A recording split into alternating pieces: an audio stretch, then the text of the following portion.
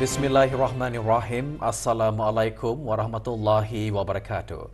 Bersua dalam berita perdana malam ini, saya Muhammad Noh Johari. Dan Sarofizah Haji Mahmud. Berita-berita utama malam ini.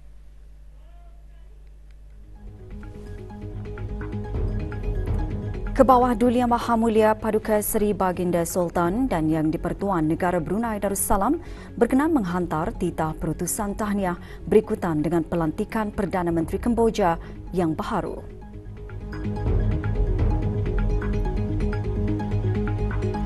Duli Yang Teramat Mulia Paduka Seri Pengiran Muda Mahkota berkenan berangkat menyempurnakan Majlis Perasmian Maharajan Haflut Takharuj Unisa ke-13.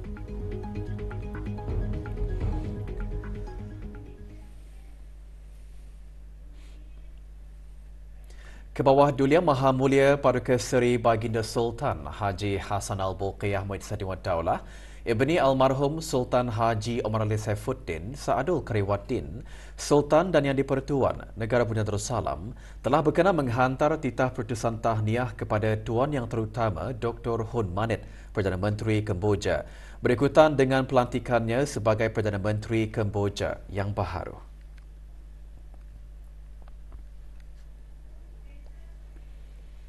Duli Yang Teramat Mulia Paduka Seri Pengiran Muda Mahkota Pengiran Muda Dr. Haji Al-Muhtadi Billah, Ibni Kebawah Duli Yang Maha Mulia Paduka Seri Baginda Sultan Haji Hassan Al-Bolkiah Muhyiddin Daulah, Menteri Kanan di Jabatan Perdana Menteri selaku Pro-Chancellor Universiti Islam Sultan Sharif Ali Unisa pagi tadi berkenan berangkat menyempurnakan Majlis Perasmian Maharajan Haflut Takharuj atau Pesta Konvoi Unisa kali ke-13. Bertemakan transformasi masa depan pertanian moden dan sekuriti makanan halal menguasai horizon baharu, majlis berlangsung di kampus Sinaud Unisa, daerah Tutong.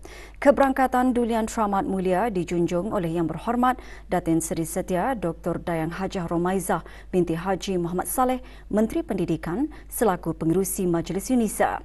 Yang Berhormat Pihin Udana Khatib Datuk Paduka Seri Setia Ustaz Haji Awang Badarudin bin Pengarah Datuk Paduka Haji Awang Othman, Menteri Hal Ehwal Ugama selaku Timbalan Pengerusi Majlis Unisa dan Dr. Awang Haji Nur Arfan bin Haji Zainal, Rektor Unisa selaku Pengerusi Jawatan Kuasa Tertinggi Maharajan Haflut Takharuj ke-13 Unisa.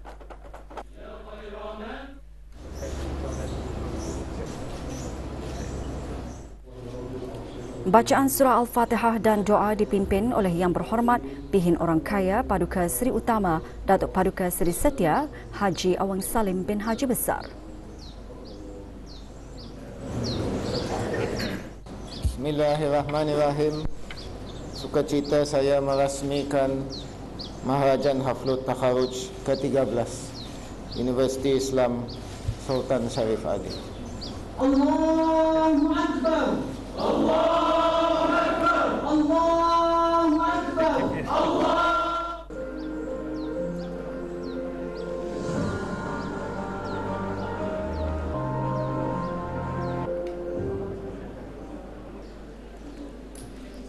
Duli Yang Teramat Mulia kemudian berkenan menyaksikan pameran dan meninjau kajian-kajian makmal yang dijalankan oleh mahasiswa-mahasiswi di Fakulti Pertanian dan Pusat Penyelidikan Halalan Thaiban.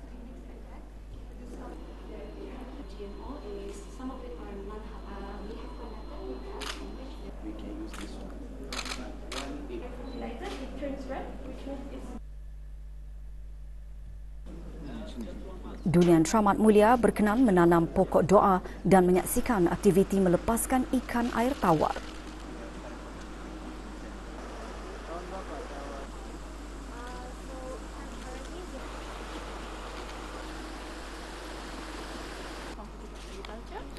Rumah Herba mengetengahkan 94 koleksi tumbuhan herba diungkahkan oleh Fakulti Pertanian Unisa. Juga diadakan pameran berkonsepkan urban farming dan teknik tanaman moden serta sistem pertanian menegak.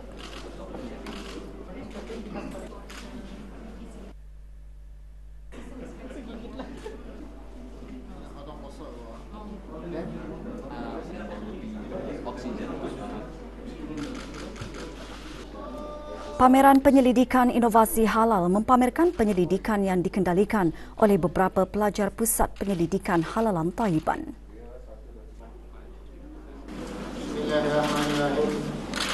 sukacita saya melancarkan buku-buku terbaru terbitan Universiti Islam Sultan Syarif.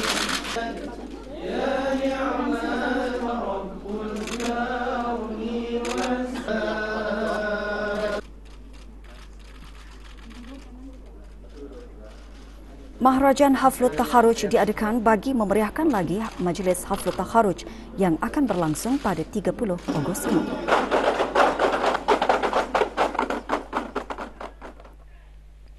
Empat pengusaha dari sektor pertanian dan perikanan menyertai Expo dan Usahawanan Suktani yang diadakan sempena Maharajan Haflut Takharuj Universiti Islam Sultan Syarif Ali Yunisa ke-13.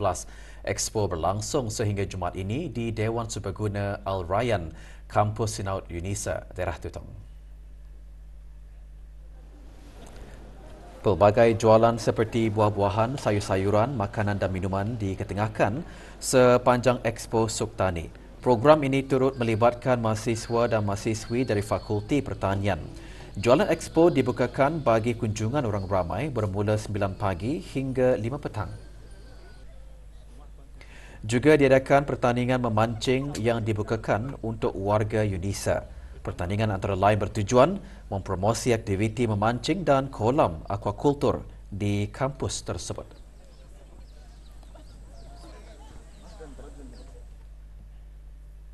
Negara Brunei Darussalam terus komited untuk bekerjasama dengan ASEAN bagi mengatasi sebarang cabaran berkaitan jenayah rentas sempadan. Ikuti bahan beritanya selepas ini.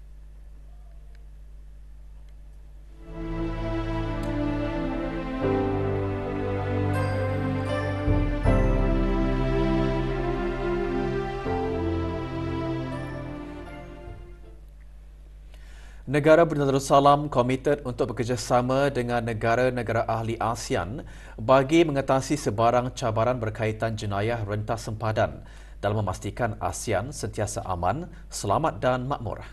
Berucap semasa mesyuarat Menteri-Menteri ASEAN mengenai jenayah rentas sempadan AMMTC dan mesyuarat berkaitan kali ke-17 di Labuan Bajo, Republik Indonesia yang diadakan bermula 20 hingga 22 Ogos, Menteri di Jabatan Perdana Menteri dan Menteri Pertahanan kedua juga menekankan bahawa negara Brunei Darussalam akan terus mengukuhkan dan melaksanakan inisiatif yang sedia ada dalam membenteras pemerdagangan manusia dengan memfokuskan kepada konteks negara dan sokongan daripada ASEAN.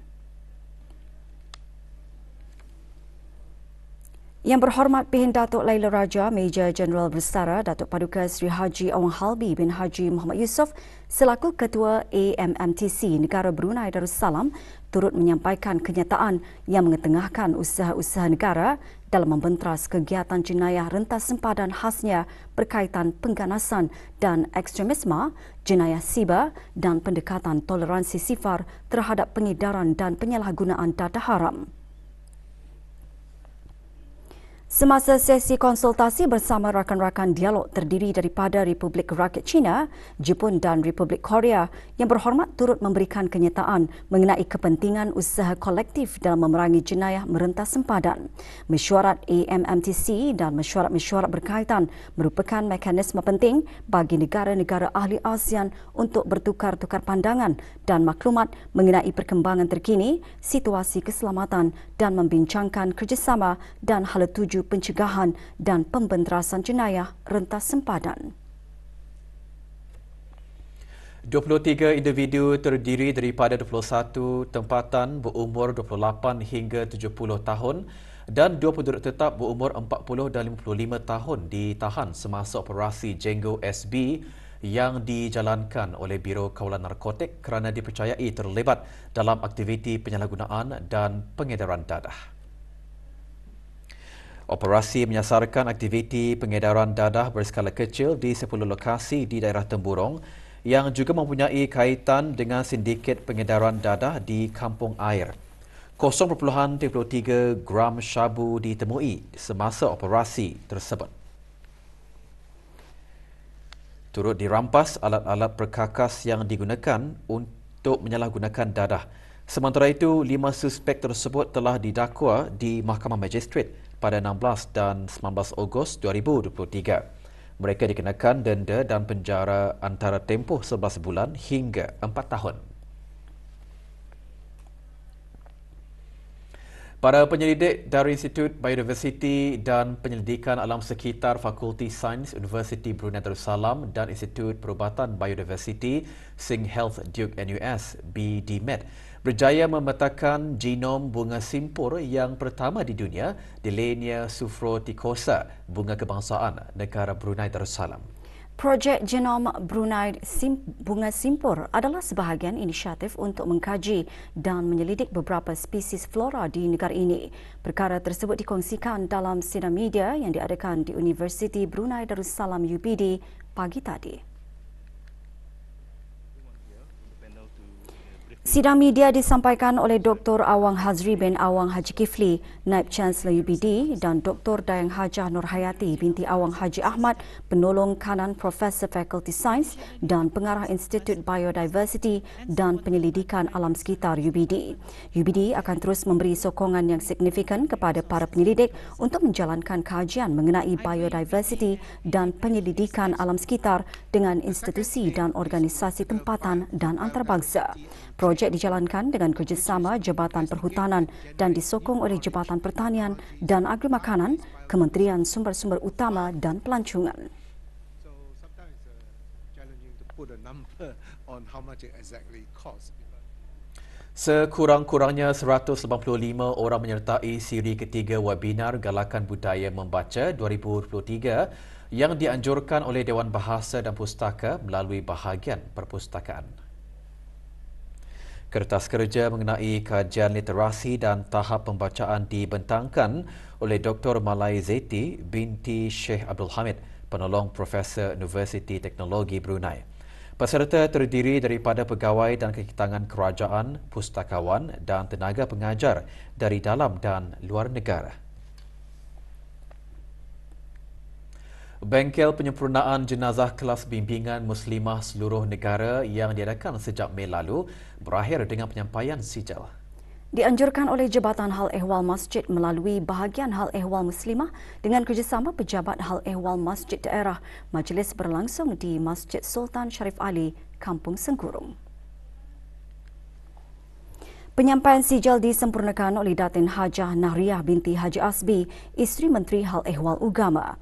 Bengkel yang diadakan di keempat-empat daerah ini melibatkan penyertaan Muslimah dari 35 buah masjid. Bengkel antara lain bertujuan meningkatkan lagi kefahaman dalam hal ehwal pengurusan jenazah. Jabatan Pengajian Islam melalui bahagian Pembangunan Sumber Tenaga Manusia dan Biasiswa mengadakan sesi taklimat penganugerahan biasiswa Kementerian Hal Ehwal Ugama untuk mengikuti pengajian di luar negeri peringkat sarjana muda bagi sesi akademik 2023-2024. Acara berlangsung di Sekolah Arab Sultan Haji Hassan Al-Bolkiah, Kampung Rimbah. 10 pelajar ditawarkan biasiswa bagi mengikuti pengajian di peringkat sarjana muda di beberapa institusi pengajian di luar negara. Juga diadakan penyampaian anugerah dan surat tawaran biasiswa Kementerian Hal Ehwal Ugama kepada para pelajar.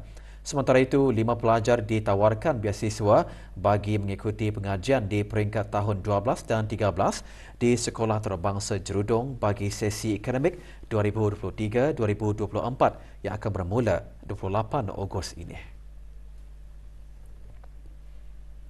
66 lukisan abstrak hasil karya 15 pelukis tempatan dipamerkan di Galeri Creative Space Impromptu Expressions, Kampung Sengkurung. Dengan mempamerkan teknik lukisan berlainan, pameran dibuka bagi kunjungan orang ramai sehingga 19 September. Pameran mengetengahkan hasil seni lukisan tempatan dari 2016 hingga 2023 yang memaparkan pengalaman kehidupan.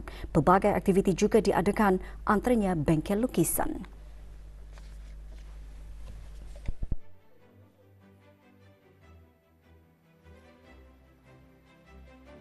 Untuk involve dari segi exhibition ini, kami ada berbincangkan beberapa aktiviti yang kami akan mengadakan seperti macam workshop dan juga art jam, iaitu menarik orang-orang kita ni kepada yang pelukis-pelukis muda ataupun baru ataupun ada yang sudah lama tapi belum menyampaikan ataupun mengikuti pameran-pameran, jangan berputus asa lah, jangan malu-malu, ikut saja, sentiasa bergiatlah.